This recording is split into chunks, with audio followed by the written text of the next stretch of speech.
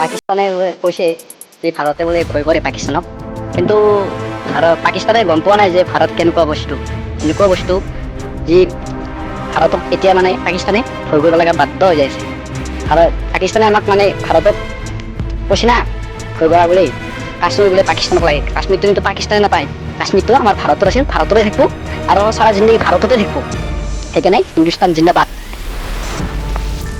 তাৰ লগত যোৱাকালি হ'ল দুদিন নে একদিন আজি হ'ল সেইটো নাজানো, কিন্তু এতিয়া নিউজটো পাইছো কি 10টা পাকিস্তানৰ সেনা মাৰা গৈছে। আৰু যি 4খন দেশ আছে পাকিস্তানত, সেই দেশকেইখনে মানে ইয়াতে নাথাকো বুলি কৈছে, চাইড হ'ম বুলি কৈছে। সেইটো কাৰণ আমি মানে এতিয়া আমি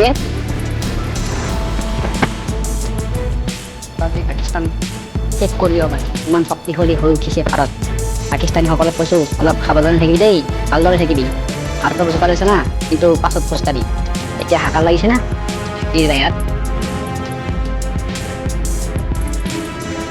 ভাৰতৰ লগত টক্কৰ দি পাইছে না, মৰিবি দেই ঘৰৰ ভিতৰত আটা পাকে থুমি মাৰিম তহঁতক, এটাকে মাৰিম। ৰকেট বম তৈয়াৰ কৰি আছে, মিছাইল তৈয়াৰ হৈ আছে, এতিয়া গম পাবি দেচোন।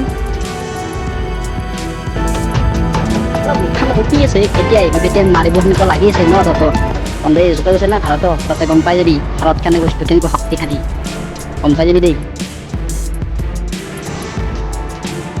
ভাৰত শিয়াল ভূমি, ভাৰত শিয়াল নহয়, পাকিস্তান শিয়াল হয়। সেইকাৰণে ভাৰতৰ সৈতে পাকিস্তানে পলাব লগা হৈছে। ভাৰত শ্বেৰ হয়, শ্বেৰ টাইগাৰ, আছামিছ মেঘালয় ভাৰতক ভয়ে ৰখাইছে, একদম লাজেই নাই পাকিস্তানত। ভাৰতৰ শক্তি দেখি কিনে পাকিস্তানে একদম পুৰা ট্ৰাম্পৰ কাষলৈ দাউৰিব লগা হৈছে। এনেকুৱা ভাৰত মানে পাকিস্তানক মানে পাকিস্তানে মানে জম দেখা পাইছে ভাৰতক। যদি না ভাৰতক ভয় নকৰো বুলি, এতিয়া গম পাবি ভাৰত কেনেকুৱা বস্তু, কেনেকুৱা খাতাৰনাক বস্তু, কেনেকুৱা খাতাৰনাক মিছাইল ভাৰত, তাতে গম পাই যাবি হা।